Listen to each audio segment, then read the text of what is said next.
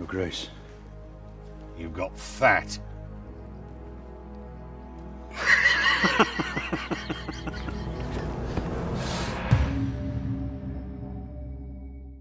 My name's Mark Addy and I play King Robert Baratheon. Game of Thrones is about a land called Westeros where a series of families are fighting for power. Robert didn't inherit his crown, he fought for it and won it. He's really had no challenges to his position, so he's grown a little bit lazy. I'm trying to get you to run my kingdom while I eat, drink, and haul my way to an early grave. He needs somebody to be his right-hand man. Ned is really the only person he can trust. I only ask you because I need you.